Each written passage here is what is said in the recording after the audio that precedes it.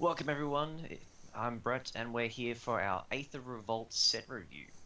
We're going to be going through all the cards in Aether Revolt. It's the best time of year. So I'm joined today by Aaron. How you going, Aaron? Hey guys, I'm good. Thanks, Brett. How you feeling about our set review? Pretty excited. So many cool cards. Uh, can't wait to get into it. Obviously, our main focus is going to be on limited, but I'm sort of here as a bit of a backup. Just going to be helping touch on some flavor and give my own personal feelings. I'm less of the forefront man. Excellent. And our limited expert primarily is my other guest, which is Anthony. How you Hey going, Anthony? guys. Hey Brett. Yeah, I'm good. Looking forward to this. You said it. This is the best time of year. We're gonna go through all the cards. I haven't looked at them all yet, so I'm excited. Well, let's get right into it. Our first card up on the screen there is Aerial Modification. So this is a fun one. It's a 4 and a white for an enchantment aura. You can enchant a creature or a vehicle. If it's a vehicle, it becomes a creature, and the enchanted object gets +2/+2 and has flying. So the usual problems with auras, whenever we see an aura, we have to consider that it could be a 2-for-1, and being 5 mana, it's a lot to put into it.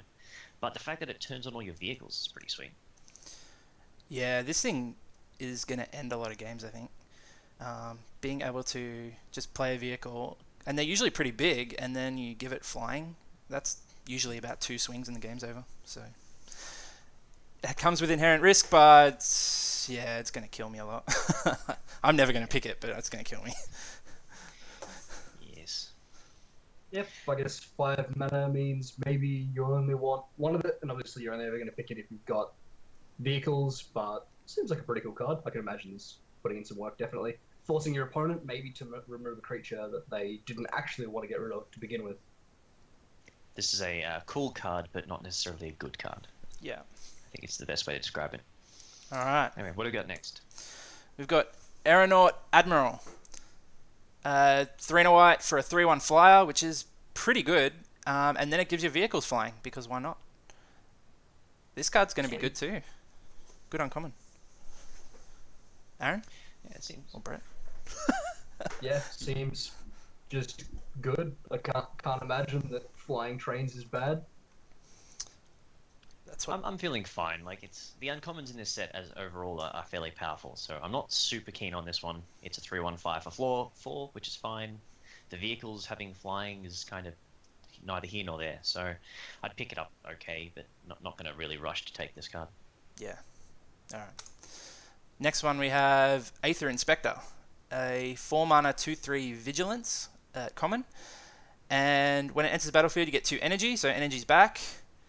And whenever an Aether Inspector attacks, you may pay 2 energy, so the 2 energy that you got. If you do, create a 1/1 colorless servo token. So you find this is sort of a mini cycle in the set, the Aether somethings.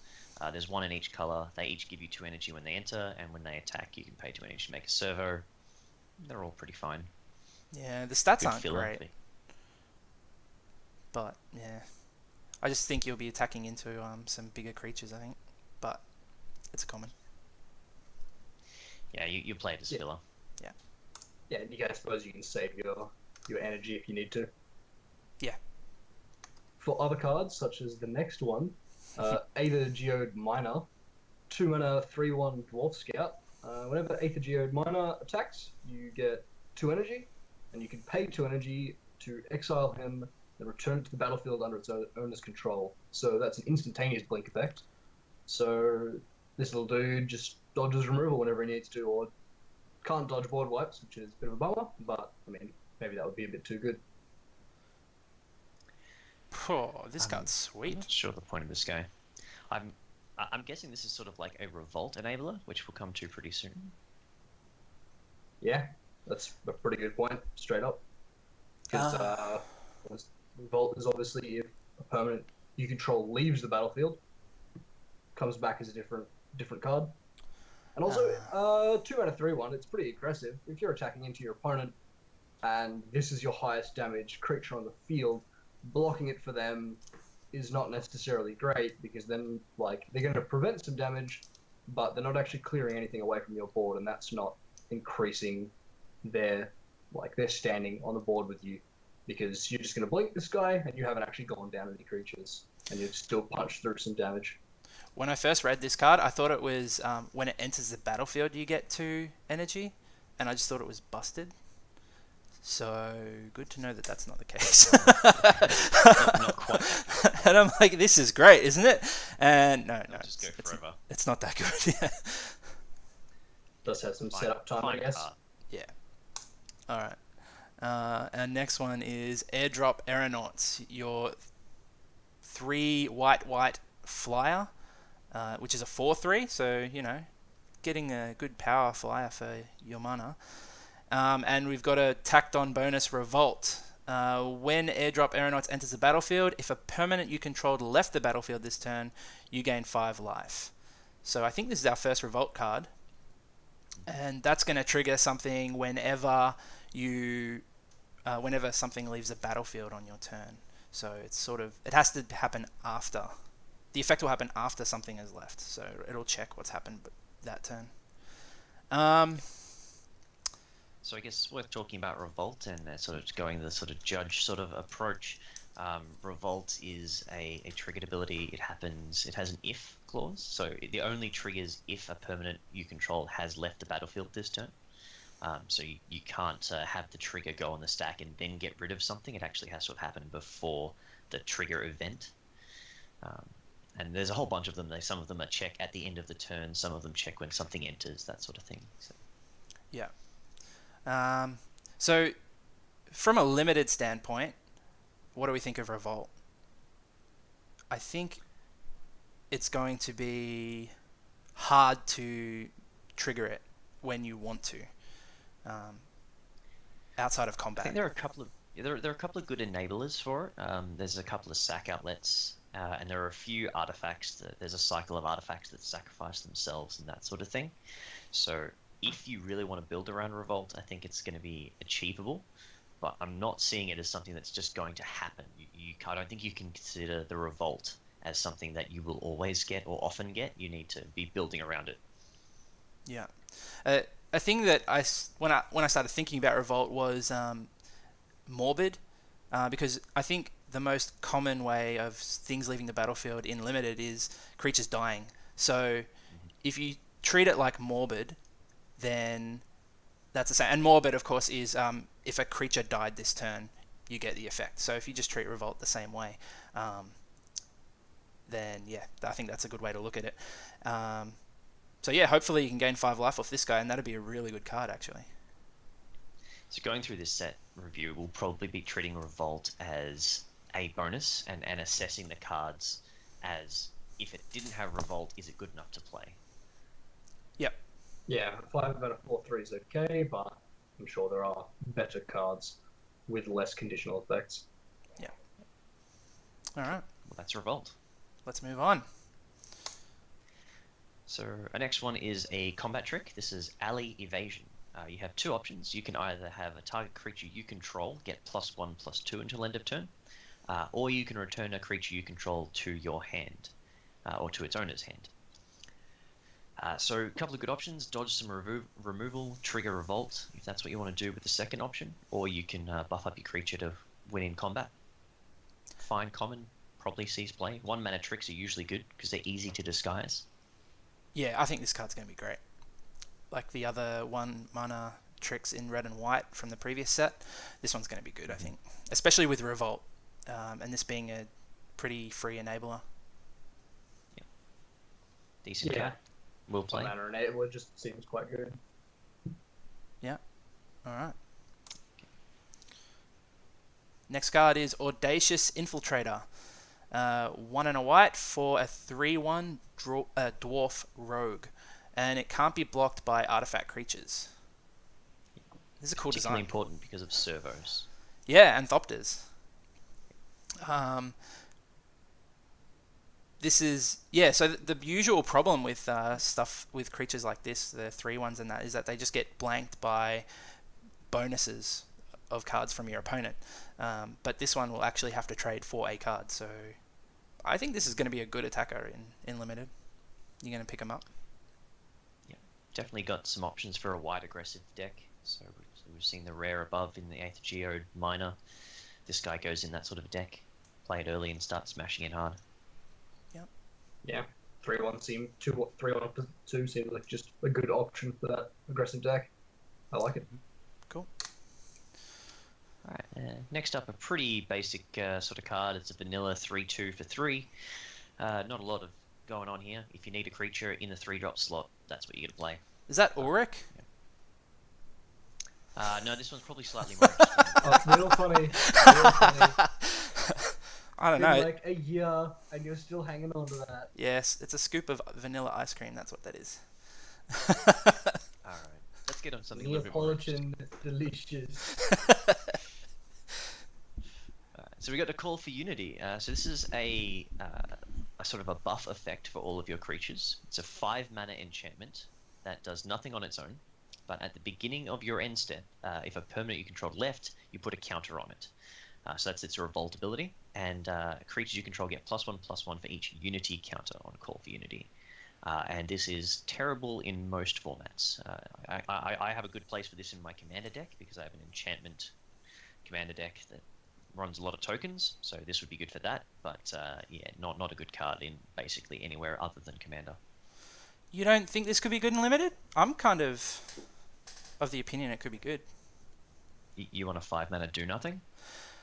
Yeah, but if you've got a board... No, my point is, if you've got a board of small guys, say, if you're going wide, and then you play this and you attack in, say, they've got 2 blockers, you say got 4 guys. They eat 2 of your guys, and then your other guys get +2/+2. Do you know what I mean? Like they it's get +1/+1. for each counter, right? Yeah, but the trigger is at the beginning of your end step, so you can only get 1 counter maximum per turn. Oh, yeah, that's unless not you're proliferating, which there is a couple of things that can proliferate in here. But oh yeah, And okay. you do only get, kind of. it's only on your turn as well. So like you can't even trade on your opponent's turn in the hopes to scramble up another counter to push through damage on your main phase. Yeah. Yeah, it doesn't seem great. Yep, I should read the cards better. Okay, yep, good call. It's terrible. Don't play it. Yeah, don't pick it. Pick up the foil if you want it in commander. Yeah. All right, I know Brett likes this card, so I'll let him introduce it. Yeah, this is great. This is Roadkill. Holding the rights. So this is a gremlin getting run over by a car because you enchant a creature for 2 and a white, and that creature can't attack or block, so it's blinded by the bright lights of the headlights. And then if you attack with a vehicle, you exile the enchanted creature. So great flavor. I love what they've done with this card. It's just a bundle of fun. And also quite a good limited common. It's a pacifism, and pacifism is always good. Plus, you can also completely get rid of that creature if you've got a vehicle to attack with. So, very good card for limited. Definitely want to pick up a few of those. And just a flavor. Very morbid. Yeah. Isn't it? Come on, Wizards. Poor little guy. Kaladesh really don't like gremlins. I mean, we fumigated them. Now we're running them over. It's like they're kangaroos. They have not done it good. No wonder they're such a nuisance. You're killing them. Yeah, they're just doing it because you're killing them, not because they're evil little mice. Does just three mana make any difference at all for an effect like this, or are you happy to pay 1 mana extra so that your opponent can't get their due back? Yeah. Think it'll make any kind of impact? Yeah, this is still really good. Really, really good. Yeah, In limited. cool. Yeah. There was a similar card in Kaladesh that was, I think, the second best white common, or possibly the best. Thing to note on this one, though, is that you can still crew vehicles with the creature. So Yes. the Yeah, last so one stopped you from crewing. This one is also very similar to the one from Shadows, which you could later on pay 5 to exile the creature. Yep. Yeah. All right. Cool card. Pick them up and play them. And even potentially splash them. They're good cards. Yep. All right, next one. We have a 5-mana enchantment, Consulate Crackdown. When Consulate Crackdown enters the battlefield, exile all artifacts your opponents control until Consulate Crackdown leaves the battlefield. So, that seems pretty good. Enchantment removal is Oh. Not in all the colors, I believe. I This haven't is- seen what kind of removal is in the set. This doesn't exile enchantments, just artifacts. Yeah, it's. Oh no, I but think he means getting getting rid of itself. disenchantment. Oh, sorry, yes. Switch on. Yeah, I Come on. imagine artifact removal in this set is probably around a bit, but enchantment removal, well, enchantments I believe are notoriously the hardest type of permanent to kill. So Yeah. There's a disenchant in white, and there's a one in green as well. But that's all. that's pretty stock standard. But I mean, that's most people aren't going to be running those main board. A lot of I suppose maybe you would in this particular set, especially if there's a proper naturalize effect. But if I can Oblivion Ring 2, perhaps 3 or more of my opponent's vehicles or artifact enablers, then I mean, I feel like I'd be pretty happy to play this. Do you think this is more of a sideboard card when you know like there are good ones that you have to get rid of, or because you wouldn't use this to get rid of a few servos and some cheap dudes, would you? It's a bit risky. Especially for limited, that makes sense. Not everyone's going to be playing a vehicle deck, or I mean, maybe if your opponent is lucky enough to draft a Gear Hulk and you want an extra answer, but I suppose that's a pretty thin situation. Yeah. To steal a line from Magic Mike's, I get that, but you're wrong, and I hate you. Oh. This is terrible in limited. I think you maybe play it sideboard, but it's only sometimes going to hit things. Again, it's a 5 mana spell that is maybe removal. I think there are so many better things to pick up. If this doesn't wheel, then something has gone wrong. Well, maybe some people want it for Commander because this is a cool Commander card. This is a really cool. You can do terrible things in Commander. Oh, Microsynth Lattice, then this. Oh, Exile yes. all of your opponent's things. Oh. Just the whole border. I'm dreaming of that day. It's gonna happen. Yep. Many people are planning to do terrible things with this in Commander. But for limited, standard, any other format, I'm not keen on it. Sideboard at Definitely best. be more happy to have this in my sideboard than know that my opponent has it in theirs. Yeah, I think it's an okay sideboard card, but they really have to have something like an airship or something that you need to kill, and you can maybe pick off something else as well. So, don't play it. Don't pick it. Here's a neat little card. Conviction. 1 and a white for an enchantment aura. You enchant the creature. The creature gets +1/+3, and you have the ability to pay a white and return the aura to its owner's hand.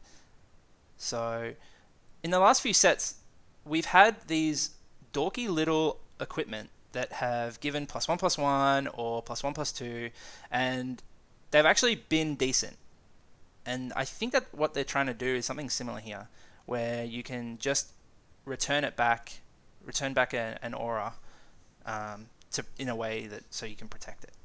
So this is a card that I can see being okay. Triggers Revolt as well. Oh yeah, good call. Triggers your Revolt, which is a nice one. They've definitely been making moves to try to make auras less of a 2-for-1, because that's always the problem. Whenever you play an aura, does my creature just die and then I lose 2 cards? But the fact that it's only 1 white to bounce it, easy to keep up, easy to use, as long as you're sensible about how you use this conviction, it should be decent. Yeah, it's not high on your priorities. You should wheel them. But yeah, they're one of those cards that can just be annoying for your opponents. Alright. Yeah, and if you need an extra enabler for Revolt, then I suppose you get it. Yeah. Alright. So speaking of Revolt, we have a Revolt Bear. Countless Gears Renegade. It's 2 mana for a 2/2, and its Revolt trigger is when it enters the battlefield, if you get the trigger, you get a servo artifact creature token, which is, again, it's a fine 2-drop if you need bears. I wouldn't be too concerned about the Revolt trigger, because by the time you can reliably trigger it, having an extra 1/1's probably not a big deal. But yeah, fine filler card. Yeah, fine card. You should probably just play if you've got 2 2-drops in your hand, you play your other one, then trade it off, and then play this. Yeah. Cool card, but pretty straightforward. It's pretty straight. Good. Next one is Dawn Feather Eagle. 4 and a white for a 3/3 bird with flying. When it enters the battlefield, creatures you control get +1/+1 and gain vigilance until end of turn. The art on this card is gorgeous. Just want to take a moment to appreciate because I can't quite read. It's quite a long name. Siddharth Chaturvedi. Yeah, I've messed that up terribly, so I apologize to the artist, but you did a great job. That's a beautiful card. What do you think of the card? I suppose in terms of vanilla stats, you probably don't want to be playing just vanilla 5 mana. Well, not vanilla, but 5 mana 3/3s with flying. Yep. Yeah. French vanilla, I think, is what we call that when we have a keyword. Yeah, I think it's decent, particularly because we've talked about how you can have this go-wide strategy with servo artifact tokens and all the rest of it. So I can see this being a pretty big play, and the vigilance is pretty sweet as well. The fact that you can swing in and still have everything back to block. Yeah, this could turn a race, this one. All right, next one. So I would definitely play. All right, what do we got here, Aaron? Deadeye Harpooner. A 3 mana, 2 and a white, 2/2 Dwarf Warrior with Revolt. When Deadeye Harpooner enters the battlefield, opponent controlled left, you get to destroy target tapped creature an opponent controls. So we have Assassinate on a dude. And Assassinate, I believe, is sorcery speed, but obviously you've got the extra, the Revolt added on there. But I mean, as far as like things that I want to actually go out of my way to activate, this seems like it would be one of them. Yeah, I think this is a tricky one, because not only do you have to set up the situation where something left the battlefield, which we've seen some enablers for, or you have a combat, your opponent also has to have a tapped creature at the point that you do that, and then you play this guy. Yeah, it's awkward because you ideally, well, the normal situation you think of when they've got a tapped creature is them attacking, and if they're attacking you, then they're probably not blocking, which means it's going to be a lot harder to get the Revolt trigger. So I don't know if this is a trap, but it's such a powerful effect when it enters. I don't know. I think it's going to be awkward. I think you probably want to play it because the ability is fine. It's a serviceable body. A 3 mana 2/2 isn't the worst thing in the world. It's not good, but it's okay.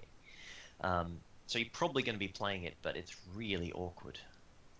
Yeah. Also, slightly interesting is it's not a May effect. So if your opponent has a tapped creature, you must destroy it if you get that trigger. You're probably going to want to do that, but there are some times where you may not. Yeah, fair enough. Yeah, but your opponent can, I suppose, if they have any untapped tricks, they can force you to destroy like a servo token that they've crewed something with. I mean, I suppose crew does help as well.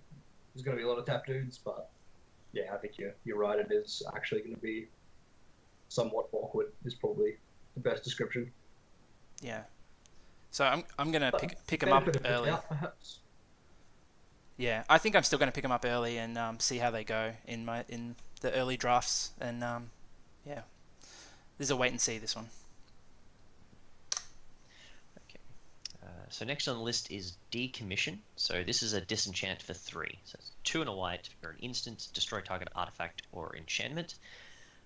The extra mana you pay gives you the option to revolt. So if a permanent you control left this turn, you also gain 3 life. Which I think if you need a disenchant effect, and you probably want this in most of your limited decks to kill off the various artifacts and enchantments around, basically ignore the revolt text and play your 3 mana disenchant. Yeah. I mean, we've seen these before. I think you always play one of these in your white decks, especially in this kind of set. Usually the naturalize effects go to the sideboard, but in this kind of set where artifacts are everywhere, you just always run it, and it's an instant speed, so you're going to really blow people out when they try to attack with a vehicle, because they've put their creature into it, and then you're just going to kill their vehicle. So this is going to be a huge blowout in some circumstances. Yeah. Even the first card we went across, the one that gives creatures flying, the +2/+2, they try and swing in with a big dude, or they turn on one of their guys, you might be able to get those 2-for-1s, or other enchantments and whatnot. But I have to say, I love the name Decommission. I don't know why. It just seems extremely sassy. It's like, you could have said you're just destroying it. No, we're decommissioning it. They like to be very formal, and the flavor text is awesome. A key weakness in this design is its vulnerability to repeated forceful blows. I think that's absolutely great. Excellent. Such a cool card. All right. Next one is Death Dismissal, and it looks like Gideon's getting in on the action here. This is 3 and a white for an instant. It deals 3 damage divided as you choose among 1, 2, or 3 target attacking or blocking creatures. I don't like this card. Not a fan. Um, This is very Gideon. It's he gets his Sorrel involved and he just whips things. whoosh! But 4 mana for this effect seems kind of terrible. Yeah, I was interested until you said attacking or blocking creatures. Because there was a comparable card is, I believe, Arc Lightning, 3 mana, 3/3, and it just divides 3 damage. But this has added 1 mana for instant speed rather than sorcery, but then it's also got that attacking or blocking creatures tacked on, which seems not so great. Yeah, it's just a lot of mana to hold up, and it doesn't kill everything you want to kill, and I don't know, maybe it's a sideboard card against Definitely the a good go sideboard wide. card. If I'm playing a white deck and I'm trying to like push out my my aggressive creatures on turn 1, 2, and 3, and I'm in a race with my opponent, if I know they're playing a pretty fast deck with some low toughness guys, I mean, maybe I want to side this in and try and get maybe a 2-for-1 with it. Put myself ahead in the race. I mean, we've seen 3 playable X1s in white, so I could see this if you're against the go wide white strategy. This could be okay. But impeccable timing is just going to be better than this most of the time. Yeah, it's and just that 3 damage to 1 creature. Yeah, and that even wasn't as great as we all thought it was going to be, I don't think. Just so situational, and the creatures are pretty big in this format, so yeah, it doesn't hit everything you want. Yeah, and you don't want to be killing. If you're killing servo tokens with this, you should maybe consider siding it out. Yeah. All right. Next one's pretty sweet. You want to It's got our white mythic. Go for it, Brett. Alright, so this is our Exquisite Angel. It's a 7 mana angel for a 5/5 flyer. And it says that if you would lose the game, instead, exile the angel, and your life total becomes equal to your starting life total. So cool. So this is huge. This is art reminiscent of the Angel of Invention from the previous set, so probably the same angel. And it just protects you. I mean, if you can put this into play, your opponent must remove it, because it's going to kill them and they can't kill you. Yeah, this is Bomb City, this card. Always take it. Just, if you've first pick, first back, just take it. I mean, unless the format is that fast, which I don't think it is, I think you should take this and just go with it. This is going to have a lot of rules questions, though. So there are going to be a few. Interestingly, and it was in the set review notes, the set notes for this, is that if this were to just take lethal damage at the same time as you would take lethal damage, you don't lose. You go back up to 20 and this dies. Oh, wow. Okay. So yeah, you can block and trade with a 5/5 and go to 0 life or less than 0 life. The angel dies and you go back up to 20. Okay. What about... Imagine I'm gonna get baited into dying this card as I attempt to make my most favorable block, and then my opponent snipes it out of the sky, and I get left looking like an idiot as they trample me, and I get caught in the headlights. Yeah, I can't remember if there's an instant speed spell that will kill this in the set, so I'm gonna have to keep an eye out for that. But yeah, if there is an instant speed kill this, you definitely want to be aware of that. If you're just letting it go, nah, it's fine, hit me with everything, I'm gonna fog, and then it dies. Yeah. You die. And don't be funny and think that you can let it all through. It's probably worth just blocking something. If they kill it, they kill it, but that's fine. I mean, the only other thing that could go wrong is a first strike trick, because I believe that would work if you first strike kill this and then normal damage kills you, you would die. Yeah. Any other rules questions while we're here, guys? Yeah. So Do milling. my best to judge it out. What about milling? How does that work? If you would lose the game, your life total becomes 20, and then you would lose the game anyway because you still can't draw a card. So But I gained 20 life. No, Yeah, but it you'd get sounds like an extra infect turn, and- wouldn't you? No. You wouldn't. So I thought it replaced that Inst- one instant of it. Yeah, so it probably would. So it says if you would lose the game instead. So you don't lose the game for whatever reason you would lose the game, unless it's a state-based action. So if you have infect, for example, that's constantly being checked as a state-based action. So you would lose the game. Yep. Anyway, but milling is a good example because if you would draw, you fail to draw, and you should lose the game, but you don't because the angel, and you would have one more turn. So yeah, that makes sense. Okay, that's cool. But yeah, infect still gets you. All right, cool. There's no infect. Sweet card. Yeah, this A lot of card's so cool. All right, next one. Has a weird art. So we have Felidar Guardian, a 3 and a white, so 4 mana, 1/4 cat beast. When Felidar Guardian enters the battlefield, you may exile another target permanent you control, and return that card to the battlefield under its owner's control. So it is a blink on a stick. What sort of implications does something like this have? Well, we've got I guess the most obvious one is the Revolt enabler. So you play this, you get a Revolt trigger by taking something out. You've got Need a options like lot of Pseudo mana to do Vigilance. Yeah. So Pseudo Vigilance on a creature, so you can attack, play this, blink it. It comes back untapped. And functionally, you can blink a land because it's another target permanent. So you can play this for 4, blink a land, and if you've got a couple of mana left over, you can do something else. So those are the main things I can see happening with this guy. Yeah. So is there anything in this set or the previous one that triggers upon a creature entering the battlefield? Because I heaps. believe if you have 2 of these, it does some very silly things. Maybe not relevant things. Panharmonicon. Well, doubling it, yeah. So, is it another? So you double it, it's another target permanent. So the Panharmonicon won't let you flicker itself. But if you have 2 of them, does that work? If you have 2, yeah, they can blink each other infinitely. But I don't know how relevant that is, but it could be funny. So 2 of You can these, make one Panharmonicon. modules. If you have Maybe a module, you just do it and time out your opponent. I don't know. No. You'll time yourself out. No, They'll just you- F6. You lose.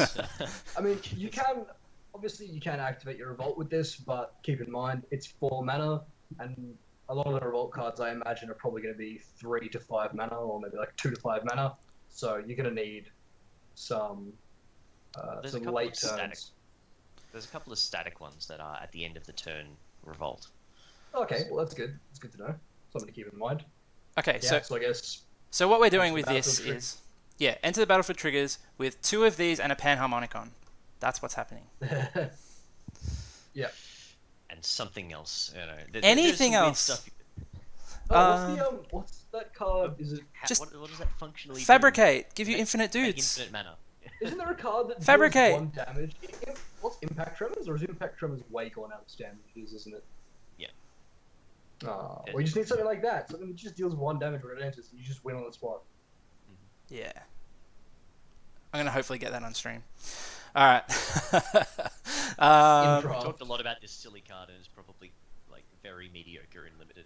No, I Told know you some I people are was talking here about to it for... distract you from the point. No, I've seen some people talk about this card and constructed in combos because blinking your own stuff that always leads to some sort of combo. So yeah, this might have a place somewhere. This is the one we mentioned earlier. It's the white Windrake. It's a 2/1, 2 and a white for a 2/2 flyer. And if you don't know what to do with this, I don't think I can help you. Just play it sometimes It's if just you need a good. flyer, and then if you don't play it. All right. Restoration Specialist. 1 and a white for a Dwarf Artificer. 2/1. And it's got an ability, pay white and sacrifice it. Return up to 1 target artifact card and 1 target enchantment card from your graveyard to your hand. This is a good card.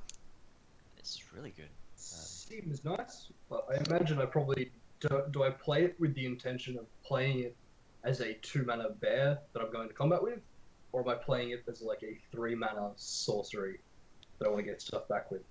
I think you. Or can it fill both of those slots happily? Yeah, both. Yeah, this card's sweet. Like it's a 2-drop that is good on turn 2, and then if you draw it late, you block and sacrifice it and get 2 good cards back. Because Cool. a So lot of that enchantments. flexibility is obviously a key point. Yeah, this card's going to be very good. Yeah, it's definitely the strength of this card is its ability to do both. You can play it early and attack while you can, and then once you can't attack anymore, it gets something sweet back, hopefully out of the graveyard in the late part of the game. These kind of cards in Limited are really strong because they fulfill roles in the early game and in the late game.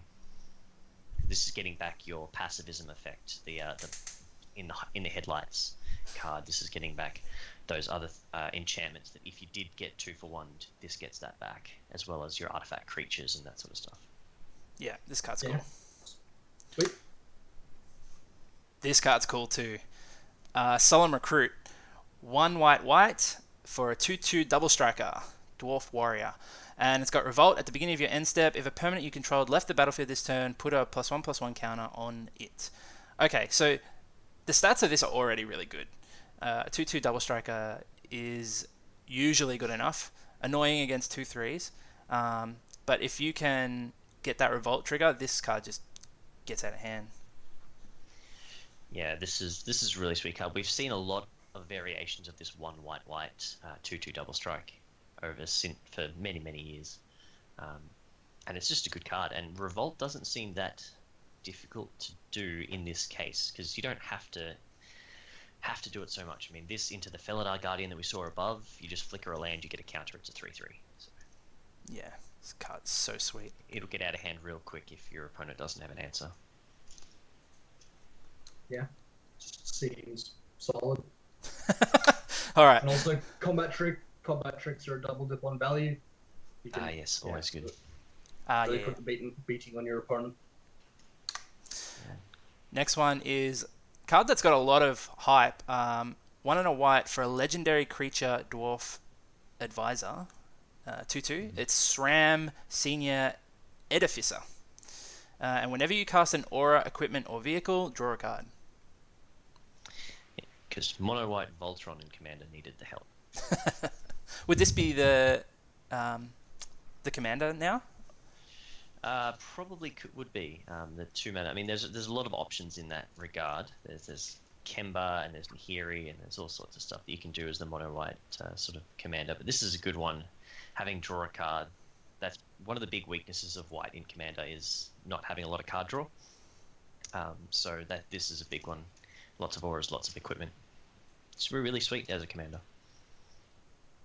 Do you think it'll get any standard play? Like, does Sigarda's Blessing do anything for this, or is equipment and vehicles not that prominent? I did try to put together an equipment deck.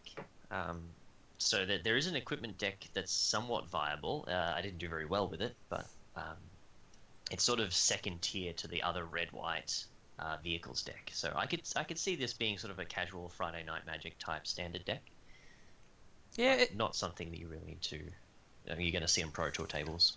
it might slot in as a 1 or 2 of in the red-white vehicles deck, I reckon. Because it does draw off vehicles, so... Yep. Yeah, I mean, I don't maybe know. if you have cards that are less relevant against a control deck, and you just need to have some consistency, Yeah. have some ability to just put some extra cards in your hand. Yeah. All right. What about limited? Is this like in It's limited? bear. I suppose it is more of a 2/2 bear than it is actually a legendary creature. Oh, I don't Yeah, think... It's an I think okay I'd be- deck. Wouldn't be excited to pick this up. I've played over most of the other bears in the set, but Yeah. in white anyway. Notice it. It's just a bear. Notice it does on auras as well, and some of the auras are good removal in white, so it might be okay in limited. You just pick up all the vehicles and the auras, and I don't know. Plus a It cast slots in. trigger. Yeah. Being a cast trigger, even if the aura doesn't actually successfully enter the battlefield because a creature died, you still get to draw the card. So Something. All right. Next one. SRAM's Expertise. 2 white for a sorcery. create 3 1/1 colorless servo artifact creature tokens, and you may cast a card with converted mana cost 3 or less from your hand without paying its mana cost. Here we go. Yeah, this is the Alright, cycle. expertise cycle. This one, I think, is probably the safest of them. But the expertise cycle as a whole has got this, whatever the converted mana cost of the spell is, you get a free spell for one less than that from your hand. And as far as standard goes, that might be fine. Older formats are really worried about this cycle, though. Free spells, being able to cast balance, restore balance, being able to cast ancestral vision, all of those things are pretty concerning. That is sweet. I love these cards. It just you just think of all the cool scenarios that that could come up. Like the first thing I thought of with this one was playing Nissa, like baby Nissa, and then making them all 2/2s. That is sick. Yes, very good one. There's a bunch of 3-mana planeswalkers running around at the moment that have some place. Yeah, like with, Lily. Possibly Lily, Saheeli, and Nissa all sitting there at 3 going, well, someone's going to try and break this stuff. They're like, tag me in, bro. Yeah, no, this card I think is going to be very good. And play it in limited. 3 1/1s for 4 mana is okay. But it's a huge tempo swing if you can get another card down as well. That's 4 dudes. You really should be getting a bit more value out of this. Even if you're just playing one of the bears, that cuts the cost down to just 2 mana realistically. Yeah. For the 3 servos. Yeah. All right. We'll look forward to the expertises in the other colors. All right, and this is our last white card, and a card name that really pisses me off. Thopter Arrest. 2 and a white for an enchantment. When it enters the battlefield, exile target artifact or creature an opponent controls until Thopter Arrest leaves the battlefield. It neither references a Thopter, and it doesn't arrest it. These are cards names that are established, and they've just made it Oblivion Ring for artifacts and creatures. They're running out of names, I'm telling you. This is shocking. Yeah, I'm not too sure why they went with Thopter Arrest. I mean, it could have easily just reprinted Banishing Light instead of making a whole new card for this. I mean, the art shows a Thopter shining a spotlight on a guy. But I don't see myself getting arrested by a Thopter, so it's come down as like, stop. You just swat it out of the way and keep going. Yeah, it's a 1/1. It's as weak as it gets. You can swat it out of the way, but your hand might get caught in blades. Just be careful where you swat it. Yeah, hit it with a stick. It is metal. I just don't see a Thopter arresting anyone. It can follow you, and someone else might come and arrest you, but the Thopter is not doing any arresting. It's got a spotlight. Yeah. It's going to arrest gremlins, obviously. Okay, so because of that, the card's crap. But pick it really high because it's probably one of the best uncommons in the set. Vanishing Light is definitely a good card, so take that. Yeah, this card's really sweet. Okay, so that's there were some contradictions there. Just to clarify. It makes me mad. It makes me mad. It's not okay. But this isn't about your feelings. This is about what the viewers need to know. I will play this reluctantly, but splash it as well. This card is crazy good. Play it. Okay, so that's our last white card, but we've got a couple of multicolored cards to round off the white.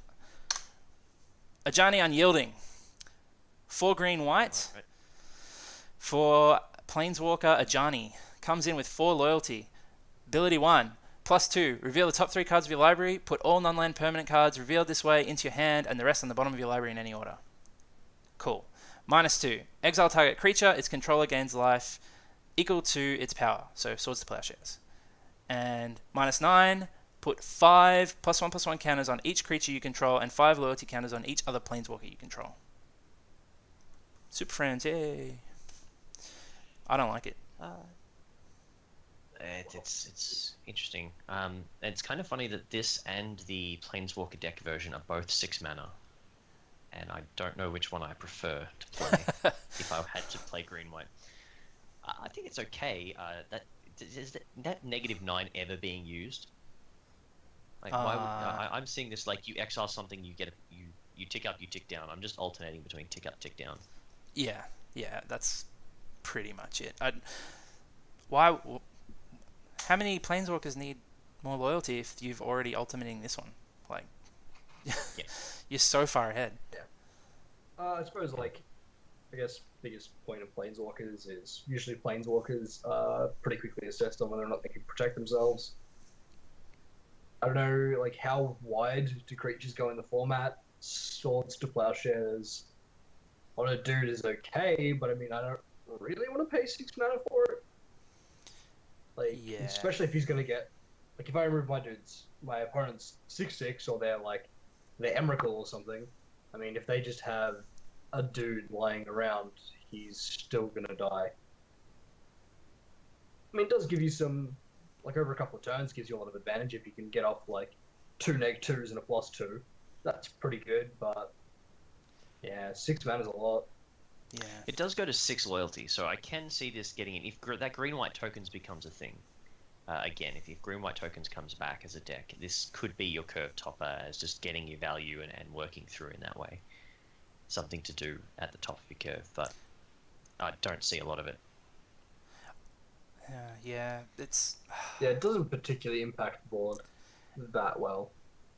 Swords to Plowshares, super amazing ability. I mean, 100% limited, you play it. No, Okay. Planeswalkers are limited, you play it. Alright, and now for the most, in my opinion, the most overrated card of the set so far is Oath of Ajani. Wow, such controversy. Oath of Ajani. Green, Most overrated card. I think people are going crazy over this card, and I just don't think it's that good. Legendary enchantment. Oath. Ajani's joined the Justice League, and the ability is when it enters the battlefield, put a +1/+1 counter on each creature you control, and planeswalker spells you cast cost 1 less. That second ability is just almost never relevant. It's not particularly relevant, no. And the other one is an Honor of the Pure that only happens to the creatures that are already on the battlefield. I don't know. I just don't think this card's very good. Yeah, I don't want to be... Like, people are talking about dream scenarios, about getting, like, a turn 3 Gideon, and then, I don't know, turn 5 like, Johnny or something. I'm not putting a card in my deck for 2... I'm not investing 2 mana on 1 turn to get 1 mana back the turn after and not impact the board. Like, the biggest point straight up is just when it enters the battlefield, you put counters on them. That just doesn't seem great. The first part of the text wants me to play it after I've already played stuff, and then the second part of the text wants me to play it first. So it just seems like it's a bit confused. It doesn't actually know what it wants to do. Yeah, it's trying to play in 2 different spaces, and it kind of does both, and it's nice that you can play it early and get a bonus for your planeswalkers, or you can play it late and it still has an impact. But I don't think the 2-drop slot was a problem in the green-white planeswalker type deck, because I played Naya Walkers for a little while, and the problem that you had was all the little decks run over you. So you don't have time to play an Oath of Ajani at the start of the game. You need other good things to defend your planeswalkers, and this doesn't do that. Yeah, and if you're looking for something to make your planeswalkers cost 1 less, there are plenty of 2 mana, tap to add mana to your mana pool. So if you really want to start it, and it gives you a creature as well to protect it the next turn. There's another one in this set. There's a green elf, 2 mana elf. So which is a good blocker. I know people are going to get high on this card, but I'm telling you, this isn't very good. Yeah, I mean, if you're gonna have like a ridiculous number of planeswalkers in an EDH deck, maybe play it. But even then. Yeah. Okay, last card for this video. Renegade Rallier. 1 green-white for a human warrior. It's a 3/2, and it has Revolt. So when it enters the battlefield, if a permanent you controlled left the battlefield this turn, return target permanent card with converted mana cost 2 or less from the graveyard to the battlefield. So this is a pretty cool Revolt trigger. That's a very interesting one. So I think the way this is going to play out is on turn 2 you play your guy, and then on turn 3 you attack with it, they block, it goes to the graveyard, then you play this post-combat, and then you get your 2 mana guy back, and that's a huge swing. Yeah, I can If it certainly works see a bit out. of that going on. Yeah. The stats aren't great, 3 mana for a 3/2, and it's difficult to cast because it's in green-white, so I'm not loving the stats of this guy. Yeah. But I would play him if I'm in those colors. Yeah. But I don't think probably doesn't put me in green-white, I don't think. Yeah, no, I think it's one of those ones that you sort of get mid to late pack, and just if you're in those colors, you'll happily pick it up and play it. Are there any 2 mana permanents that are relevant to this?